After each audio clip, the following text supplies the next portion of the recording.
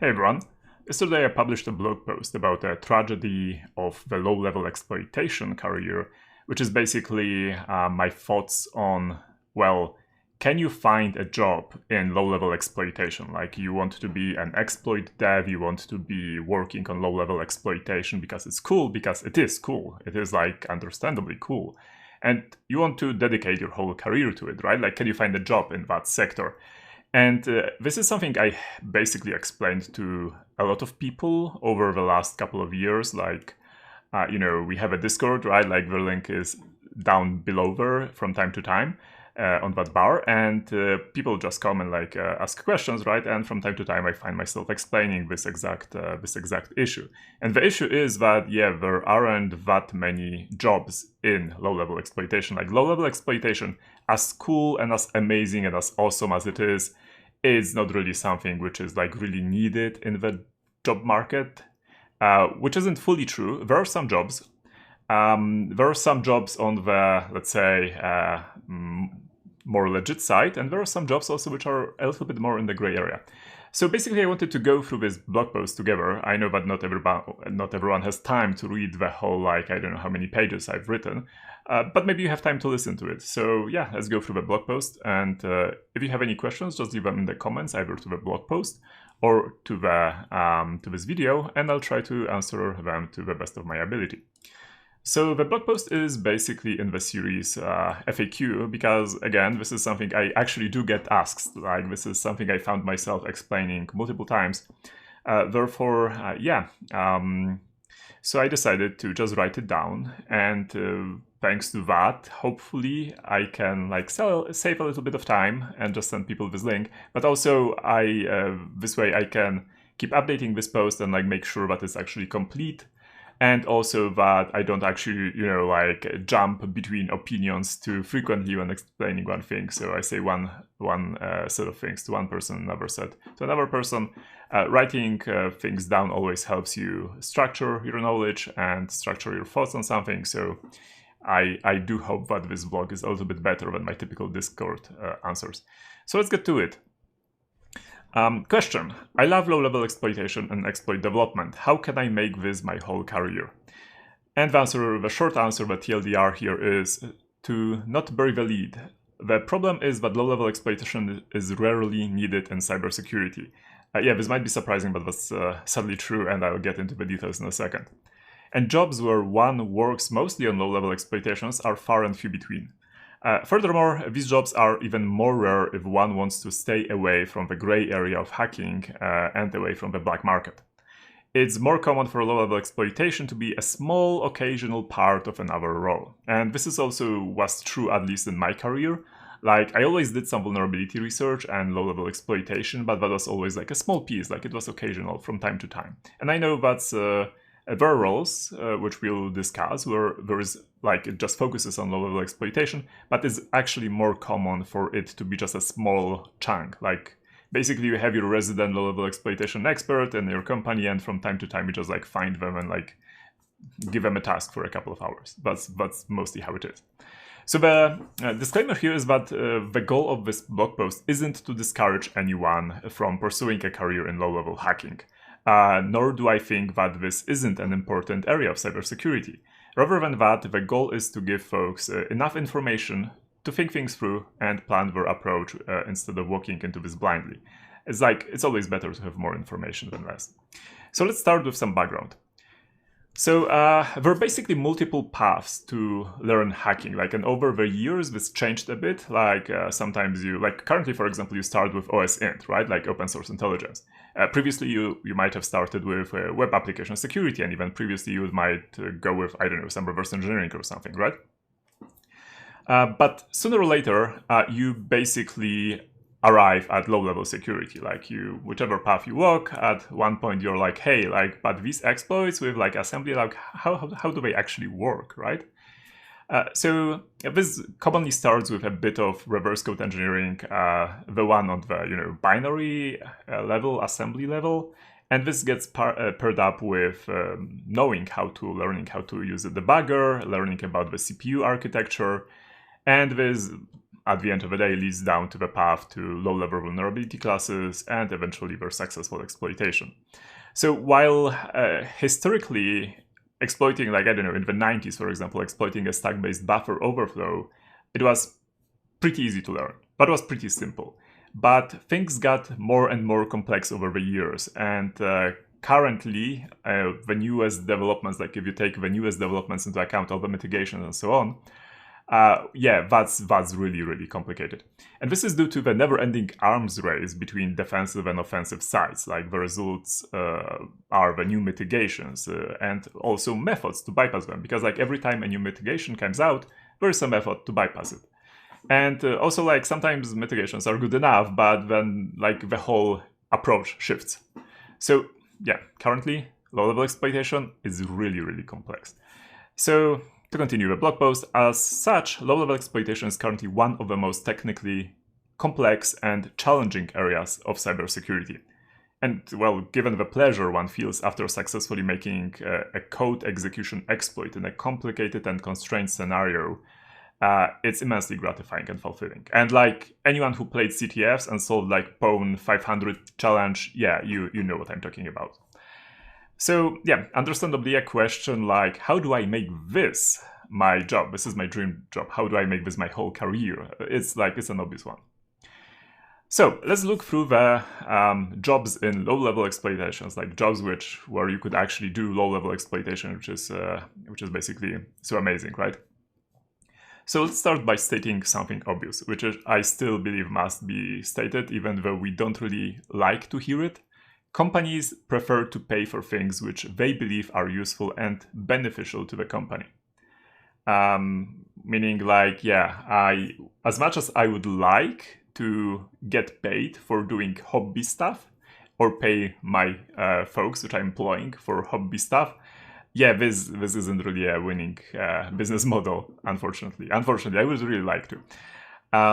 So pursuing this point further is basically you can ask a question like, how can low-level exploitation, exploit development, and low-level exploits be useful for a company?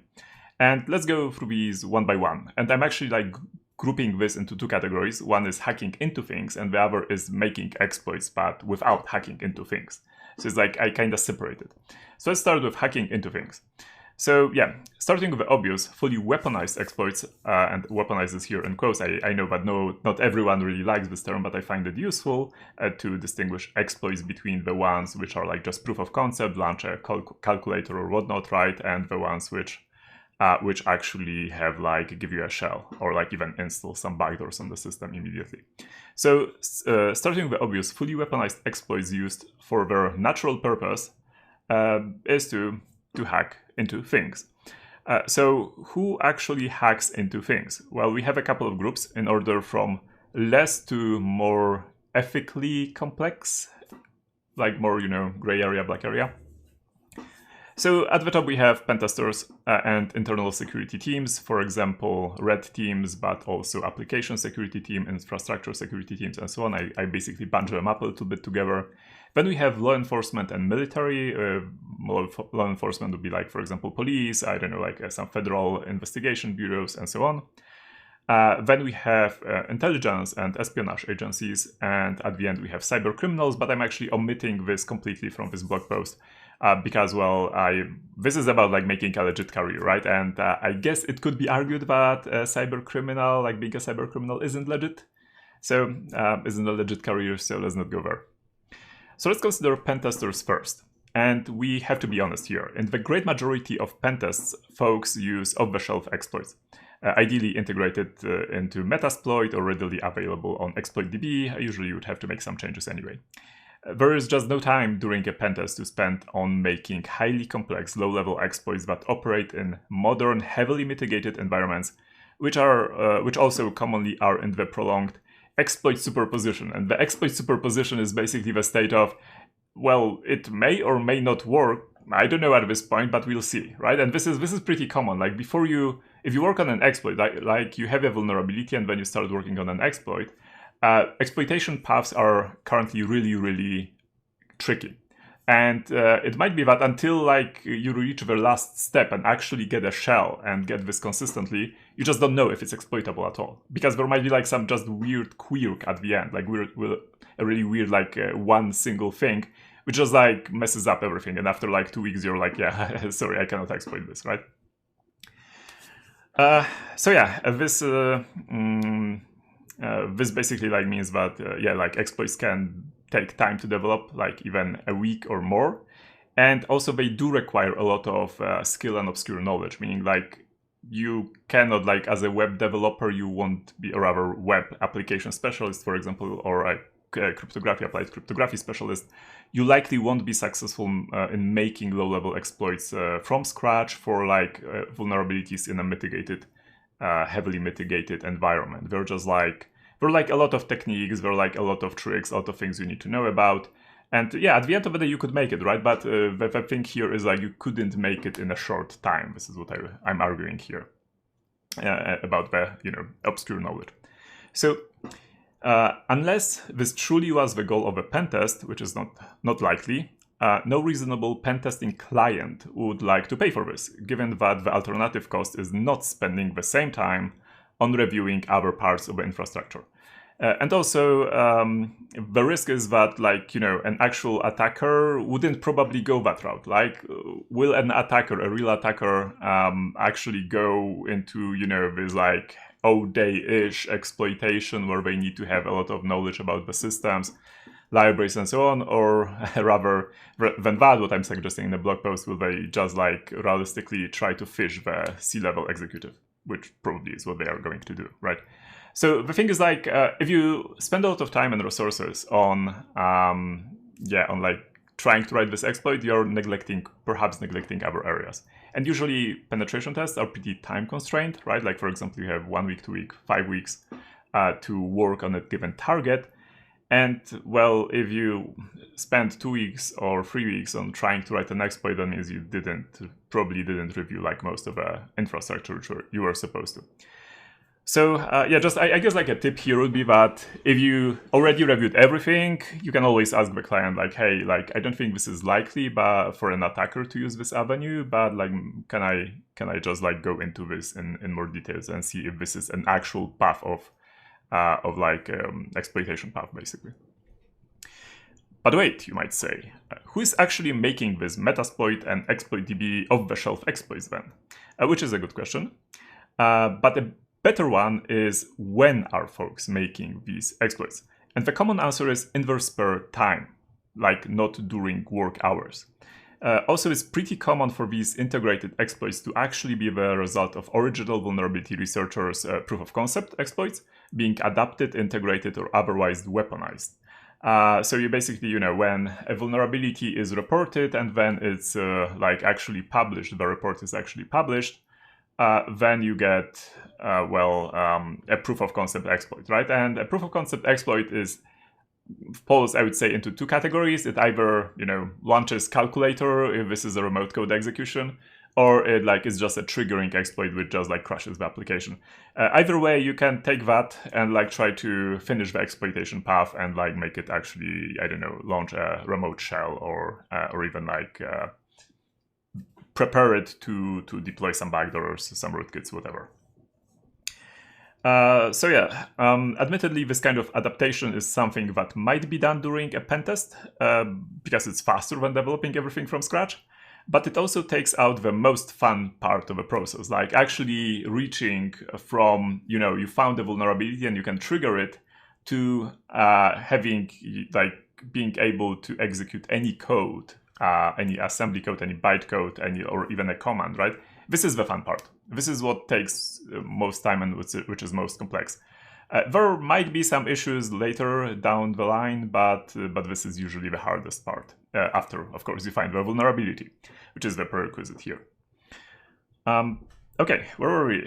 Yeah, for completeness, let's add that at times the source of the initial exploit could be different. For example, an attack observed, like traffic captured, in the wild, or a leaked batch of tools from a three-letter agency, like that never happened before, right? Like never happened totally. Apart from the times when it did. The bottom line is that for a job in pentesting, the bottom line for a job in pentesting therefore is that you don't really get to do too much end-to-end low-level exploitation there. Yeah, you might get to use a low-level exploit that someone else made, and from time to time you might need to adapt some exploit, like you download an exploit, it doesn't work, and you need to adapt it. Or modify it in other way to actually work, but that would be about it, right? I chatted with a couple of pen testers when writing this blog post about like this section, and the question was like, how often do you actually write low-level exploits? And like for people who were like pretty long in this in pen testing, right? They were like, I don't know, once, twice, maybe 3 times in my career, right? So yeah, there isn't much low-level exploitation actually in rather writing low-level exploits in pen testing. So let's move onward to the internal security teams, and in this case, in the case of red teams, it's pretty much the same story, with a major difference being that there might be more internal custom systems written a decade or 3 ago in C or C++, which are viewed as a viable exercise vector, like a red teaming exercise vector. So something which you, like in a penetration tester, would not assume this isn't like an entry point to the company, right? The red team might just make an exercise and say, hey, let's assume an attacker actually got an account in the network or could connect to the network, and they actually have access to some of the internal systems. Let's try that. So but there of course wouldn't be any specific long-term focus on any kind on any of these systems of like these old C systems. And only some of the exercises which would touch these. So there might be a lot of exercises, but only part of them would be related to this, and only a small part likely. Furthermore, sooner or later the conclusion reached will be something along the lines of, oh, we know that's a weak spot. The blue team has it on the radar, basically on their to-do list, if you will. So let's ignore it and focus on, I don't know, this web infrastructure or whatever, or this cloud things, because it's more important and hasn't been as reviewed. So again, rare occasional opportunities for low-level exploitations. There might be, of course, differences, right? Like you might be in a red team in a specific company which like only does low-level exploitations. I would argue this is pretty rare, however. So beyond red teaming and other similar color teaming exercises, like, for example, I don't know, people like orange teaming or whatever, right? So beyond these color teaming exercises, there is rarely any need for exploits. For example, for an infrastructure or application security team's perspective, for example, from an infrastructure or application security team's perspective, it's key to find weak spots and vulnerabilities. This, of course, includes low-level vulnerabilities.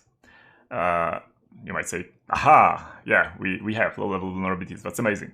But the exploit is usually not needed there. Like neither a POC exploit nor a weaponized exploit. Because like at the end of the day, the end goal here isn't to hack this or that, right? But to find that vulnerability and secure it, right? Get rid of it, whatever it means, right? Does it mean like you patch it, you introduce a mitigation, you sandbox it, whatever you mean, you want to make this secure. So in an ideal world, a discovered vulnerability or even a potential vulnerability is filed as a security bug with the appropriate dev team, which then, I guess, fixes it probably soon, hopefully soon, regardless if somebody actually proved that this bug is exploitable, right? So this is the ideal scenario. Once again, it's basically like you find a bug and you report it and it gets fixed. That's it. Like no exploitation here.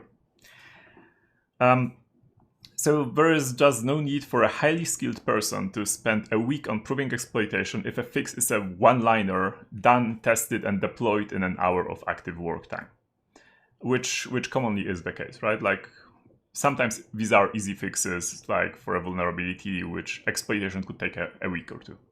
It's just like doesn't make sense to do that. However, we don't like to hear that, right?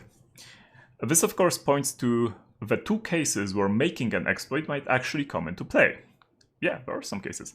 The first case is when the dev team flat out denies a fix because they don't believe it's a problem, don't think it's important enough of a problem, or have more important things to do. However you define more important things. This, of course, is a clear signal of deeper organizational problems, both in communication and like intra-team cooperation.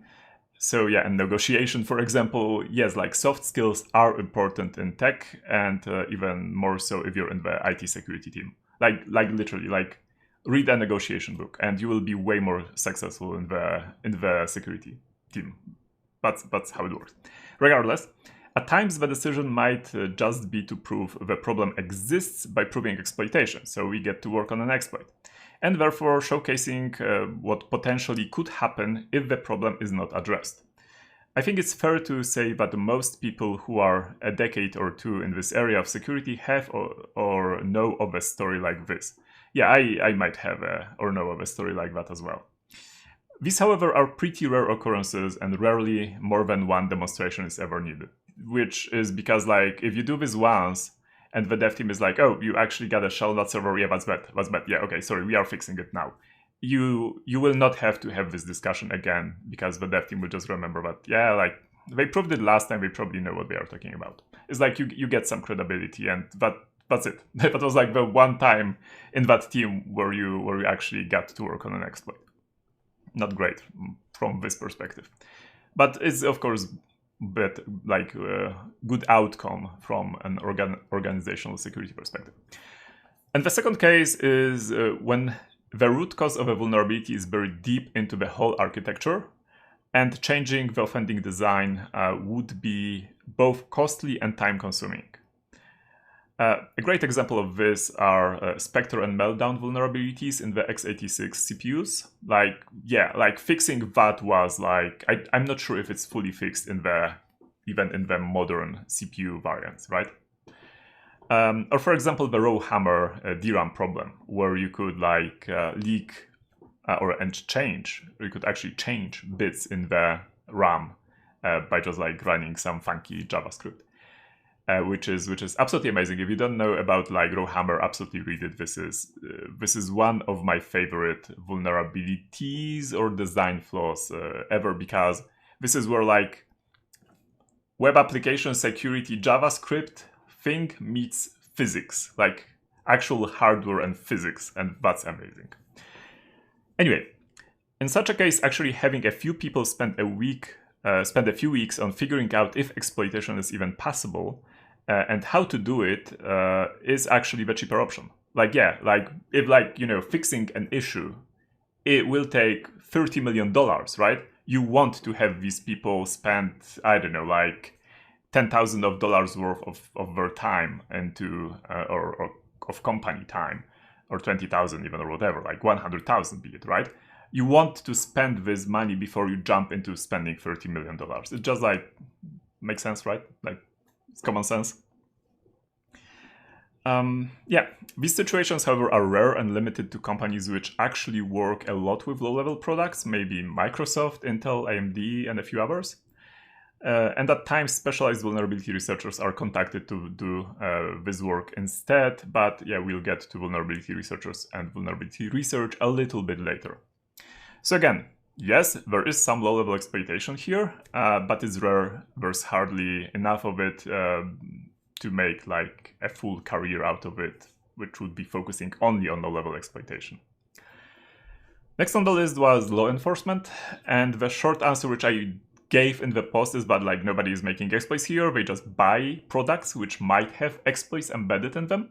However, when this got published yesterday, right, I got a couple of comments, especially from Eric, who said that, yeah, like he actually heard of people in FBI and like Canada's RCMP, which is, I always forget how do you, Royal Canadian Mounted Police, I believe that is.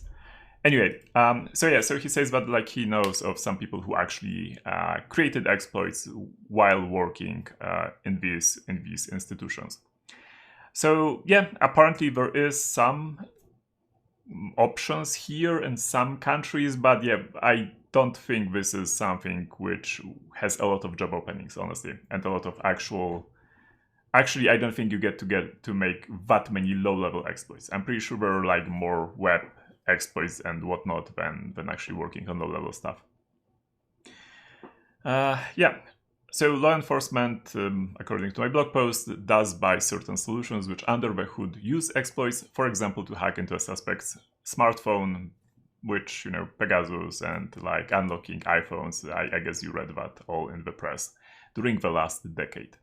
There were multiple cases, even like from what, a month ago, right?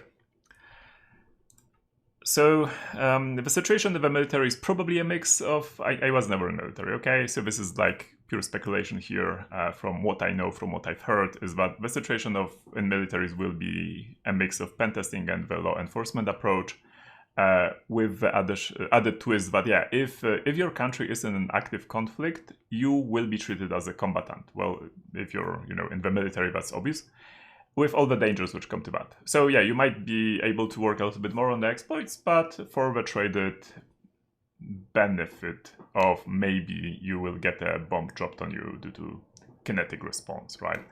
Yeah, that's pretty grim, but like, be aware of that. Yeah, and then we get to the intelligence and espionage agencies and their suppliers, and this is where a lot of actual low-level exploitation and end-to-end exploit development happens. Yeah, this is like, if you read stories, hear stories, watch talks, and so on, the obvious name is like NSA, right? Like, but a lot of exploit development and so on happened there. Yeah, and at the same time, it's like a legal gray area, kind of, right? Like, because when you work, for example, in NSA, right, like what you do is fine according to US law. I hope it's fine. I guess like not everyone agrees. Read Edward Snowden's book, for example. If you're like in the country, like, or the country which is being targeted, you might have a different opinion on that, right? And this is how it is. So basically, like, if you work there, you get to make some, or if you want to work there, you get to make some moral and ethical decisions. And also, you have to know that you will not be able to put that stuff in your resume, right? Like, your resume CV will likely say something really high level, or maybe even omit that, but you will not be able to say, oh, I actually like made an exploit for this, made an exploit for that. Which kind of means that later on, it's a little bit harder for some of these folks to switch from a three-letter agency into the, like, a typical company, for example, because just like these like unexplainable things in the resume, which it's somewhat of a problem, and I've seen this actually play out for some people. Not great, and for other people, I've seen it play out really well. So yeah. But there are tough choices here, and we'll get even to some of them a little bit later. Because one thing is if you work directly for these agencies, another thing is if you work for one of our suppliers or contractors. We'll get to that in a second. But basically, to summarize this section, right? Basically, like, the groups which I mentioned fall into two categories. One is like, yeah, basically, we are not making any exploits, and the other is your country's three-letter agencies, with focus on your countries, because yeah, you probably don't want to work for another countries, but that's really like really problematic legal area, to state the obvious. Okay, and now let's switch to like the second category which I mentioned, which is making but not using exploits. And as I've already signaled above, making and using exploits isn't necessarily tied up, as both areas are pretty specialized and require certain unique skills and knowledge. So when is ever working on low-level exploits useful for a company enough to make a job role out of it? Here is a new list we are going to go through, and there are only like three entries here, because I forgot one other entry, which is academia, but I will get to that a little bit later. But only I will just briefly touch on it. Okay, so the three entries on this list are vulnerability researchers, cybersecurity marketing, yes, cybersecurity marketing is here, and bug bounties. Okay, so let me just grab some water. So yeah, vulnerability research is a bit of a loose term since it's understood as, depending on the context, looking for vulnerabilities, like looking for bugs, right? Looking for new ways to look for vulnerabilities, like for example, working on improving fuzzers. Looking for new types of vulnerabilities, because like we often talk about vulnerability classes, but these are just like types of vulnerabilities which were often enough, like found often enough, but they actually got a name. They got classified, right? Like they had a class assigned. That's why we call them classes of vulnerabilities, but they're like also types of vulnerabilities which don't fall under any class, right? Then looking for new ways to bypass protections, mitigations, and so on, like escaping sandboxes, for example. And also exploiting or looking for basically new ways to exploit vulnerabilities, like new techniques and so on. While admittedly there is some vulnerability research in, for example, pentesting and red teaming, this is often thought as a separate area one can specialize in. I usually like draw a Venn diagram when I'm explaining it, with like pentesting being here and like vulnerability research being here, but they actually overlap a little bit. And yeah, for this or that reason, when someone says vulnerability research, they usually mean low-level vulnerability research. That's not always true, but let's assume it is for the sake of a discussion. So it sounds great, right? There must be a lot of low-level exploitation there, so where can I get employed as a vulnerability researcher? Good news is that there are legit security research companies that employ vulnerability researchers that do not focus on selling O-Days, and we'll get to O-Day factories in a moment. Such security research companies get contracted or called in, for example, in the cases mentioned before, when, for example, an operating system developer or a CPU manufacturer creates a new mitigation, or wants to verify the design, or wants to, verify if a given found vulnerability is actually as bad as they think it is, before committing to a full redesign of a large piece of a system. And yeah, this is like, obviously companies like that are called in only when the internal team doesn't handle it fully, or when the internal teams thinks like, yeah, we need another set of eyes on this, or we need to double check our findings. Furthermore, there are other companies which might have an external-facing vulnerability research teams for other reasons. Probably the best known example being Google Project Zero, which mission is to make the discovery and exploitation of security vulnerabilities more difficult and to significantly improve the safety and security of the internet for everyone.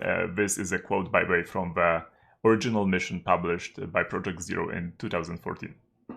Other teams like that come to my mind is, for example, Cisco Talos. They also do quite a lot of good job. And I'm pretty sure there are a couple of other like teams like that hidden between in some companies. The bad news is that these are really rarely have openings, and have very high bar to get hired into them. Yeah.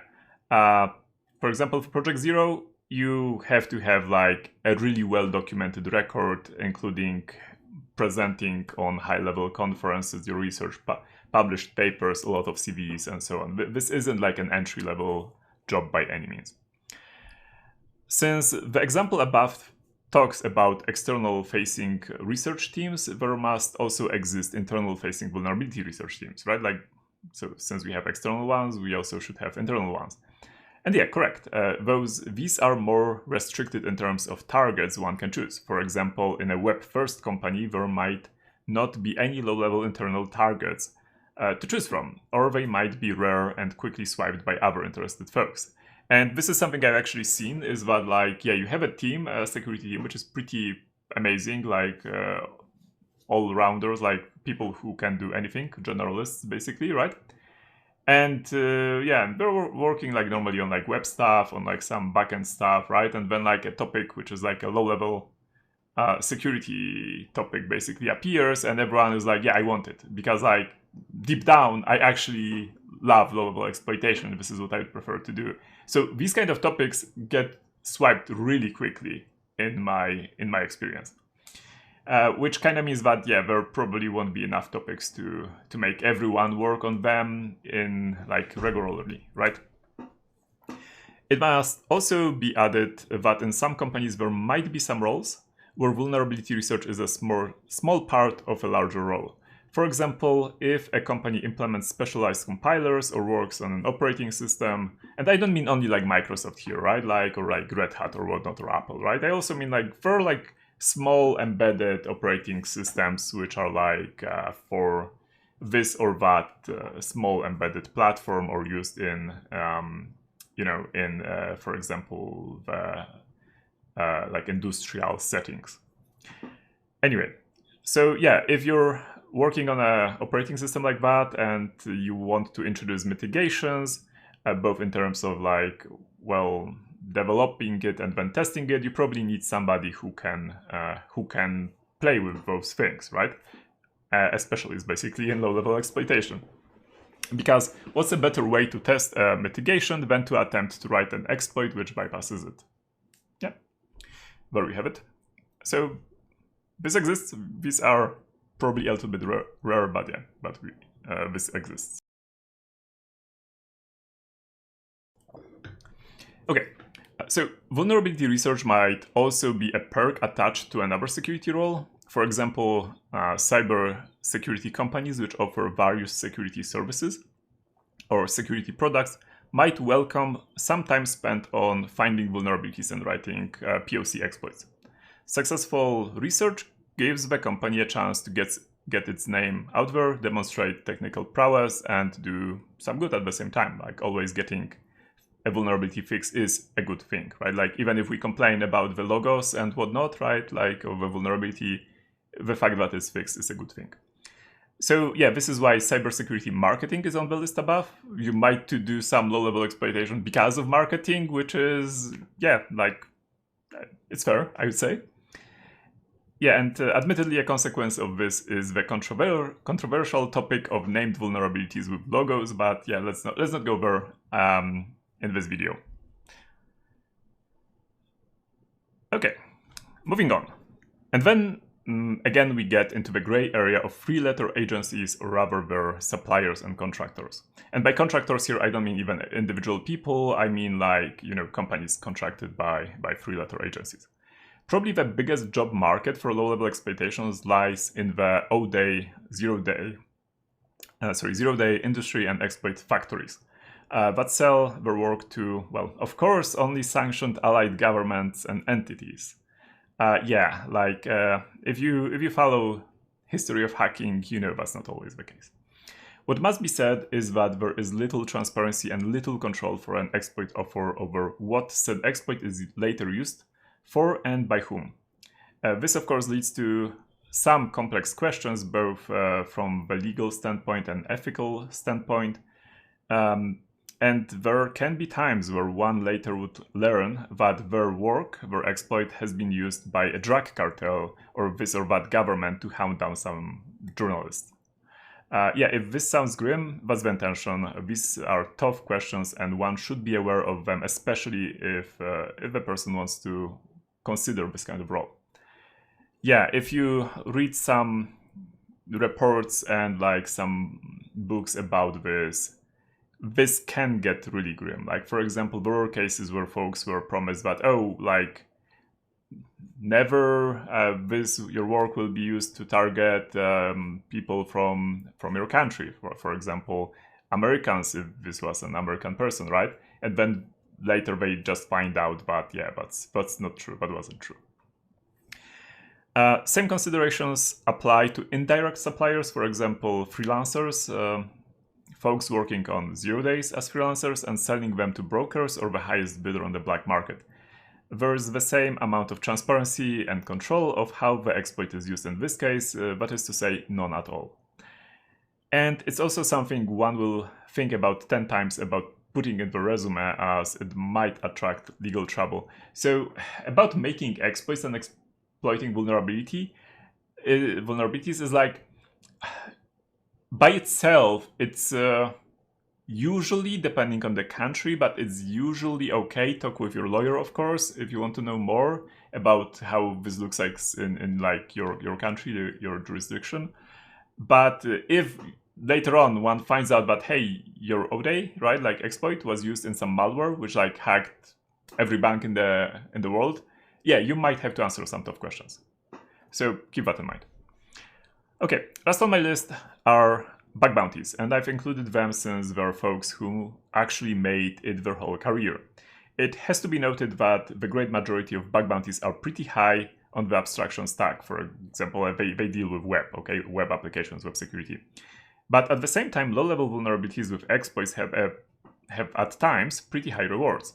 An example given here is Google at times, or at like, I don't know, last year, I think. They stopped it last year, but last year, until the moment they stopped, I think until August, they offered $133,000 for a full Linux vulnerability with an exploit. Under certain, like, there are some additional conditions. If you're wondering why Google is interested about, like, for Linux kernel exploits, is that that's what, like, one of these reasons to, if you find a vulnerability and you know it's exploitable, then it can be prioritized on the to-do list. And because, like, you know, a lot of cloud, Google Cloud included, operates on Linux, obviously, then yeah, you want to have secure systems. At the same time, there are some issues with bug bounties as well, mostly related to randomness of the chaotic system we live in, aka our world. First of all, one has to actually find a vulnerability. This is like easy to say, yeah, find a vulnerability. Yeah, that's not always as easy. Sometimes you can find a vulnerability pretty quickly, right? Like I bought some equipment which took me like 15 minutes to get a shell in, right? But if a target is a little bit more, you know, well researched, then it might take you weeks to find something which is considered a good finding but can be exploited. So yeah, first of all, one has to actually find a vulnerability which is exploitable, and there might be weeks or months in between good findings. But one also has to submit the vulnerability to the bug bounty as the first person, because otherwise you get a duplicate message, right? And receiving a duplicate reported before response after 3 weeks of work can be heartbreaking. Yeah, if you've done bug bounties, you've been there. Yeah, I've been there as well. So it's sad. It's also like the other mistake people make, well, this isn't a mistake, right? This is just like, yeah, you have no control over it. Research collision happens.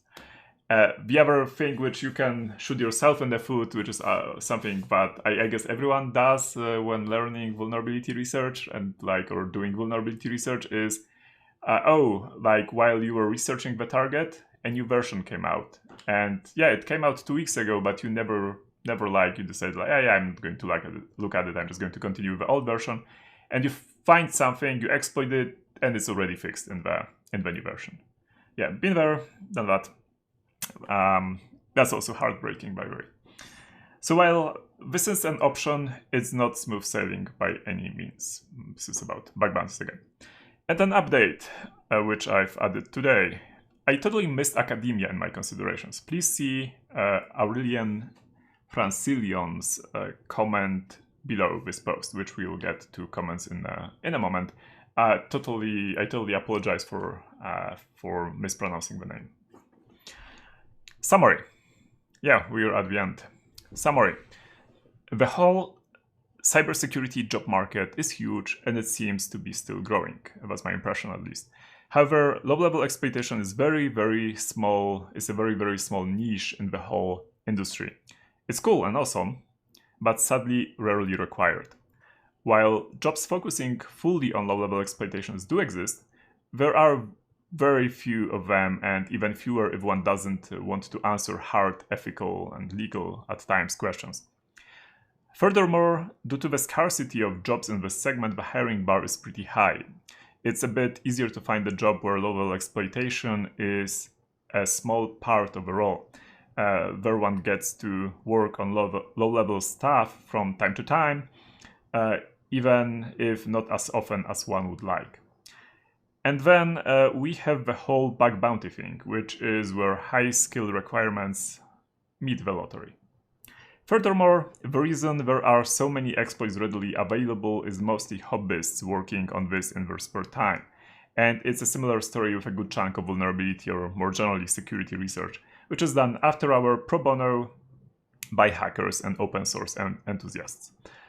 This work is important for both the defensive community and pentesters, but hardly a directly paying job. There are, of course, resume level or CV level benefits.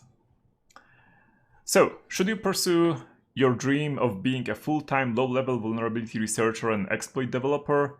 And how should you approach this?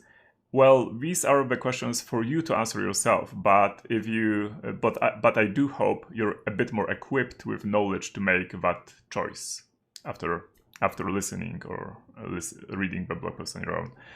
Now, one thing I kind of have to add here is that if you decide to go into it, try to, really you have to skill up. As in, this isn't a comment about your current skill level, it's more about, because of a high hiring bar, you really have to be good at it.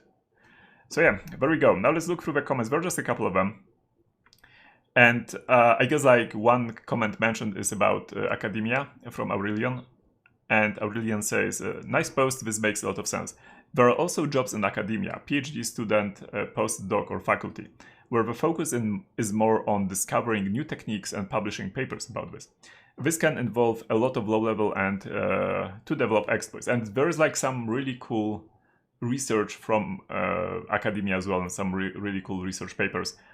I somewhat forgot about this actually, because when I was still in academia, which was when I was on the university, and then I worked for a couple of months at a university. So in those times, academia didn't really look into low level too much. Nowadays, later they caught on, I think, was my impression at least, and it's pretty amazing now. That being said, my perspective here might be a little bit skewed. Maybe I just didn't know that back in the days they also were really involved. I know for some, for example, when I was learning reverse engineering, one of my source materials was a PhD thesis. So maybe from 1994, by the way. So yeah, maybe I'm mistaken. Anyway. This often needs more POCs than full weaponized exploits, and maybe competitive jobs, and require the full academic track record. Also, a big part of the job may include other things, like teaching, for example. Yeah, this is kind of, if you're in academia, writing grants and teaching, I guess, are the things which you also have to do. And also the question is also what would be the salary in comparison to the industry, right? And then Buddy asked about about these intelligence agencies and espionage, where can I learn more about it? And I gave a couple of books recommendations. One is This Is How They Tell Me the World Ends, The Cyber Weapons Arms Race by Nicole Perloff. Sorry, Nicole. I really don't know how to correctly say that name. Perloff by Nicole. It's a good book. I really enjoyed it. For if you're not you're not senior in the field of cybersecurity, I also recommend reading Halvar's Flake critique of this book. He points out some things which he found wrong with the book. There were some technical inaccuracies, and also it's pretty US centric, because the author is American, which is that's how it's going to be, right? That's normal. But yeah, just take a look. Then we have The Hacker and the State by Ben Buchanan, which I enjoyed as well. I enjoyed Nicole's book a little bit more, but this one is a fun read as well. And then also Permanent Record by Edward Snowden. It's also a good read. I also enjoyed reading it. Also, the story of Hacking Team, which was one of these ODay factories, which got hacked really badly. So there's a little bit more known about them.